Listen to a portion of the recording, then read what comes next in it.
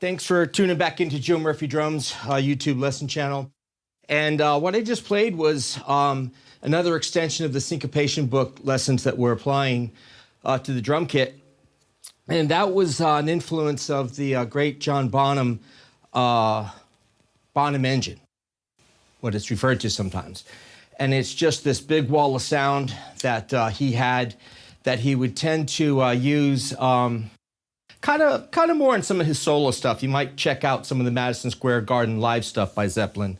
And it was just this big sound he got going between his right hand, right foot, and left foot. And then he would kind of solo around with his left hand on the kit to just fill in the seams and glue it all together. And it just created this engine of a sound, and hence was kind of the nickname, the Bonham engine. Like I said, it's basically done with right hand and right foot playing a 16th note pattern between the toms, or your low tom, and the kick drum pattern. If you will, your floor tom on 8th notes and your kick drum on the E's and the U's. And then with the left hand, it's just any combination of filling in the E's and the U's or the downbeats and the and. It's just really a combination of all those rhythms put together. Your left foot plays 8th notes on the down and the and. So that's what's creating also a bit of that timekeeping and a little bit of that splashing sound there. So in reference to the Syncopation book, which everybody should own and grab this by Ted Reed. Again, it's pages 34 through 35 in the new book. And if you need some help or want to get acclimated, used to reading this book for drum set applications, I have a pretty good explanation in the earlier Syncopation lessons for this. So check those out. I'll definitely try to tag those somewhere in the comment section. And just so you know, the book is written on these pages.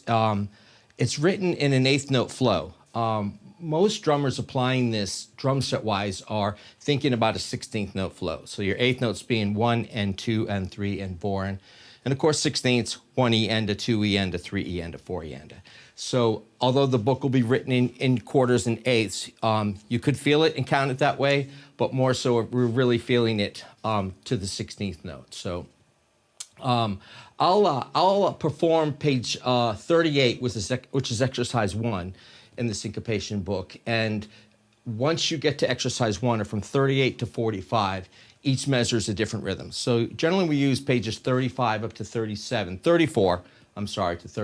to 38 to play 4 measure patterns that are repeating every bar. And that's just to get your vocabulary together and being able to apply that while you're doing the engine or any ostinato in your opposite hand.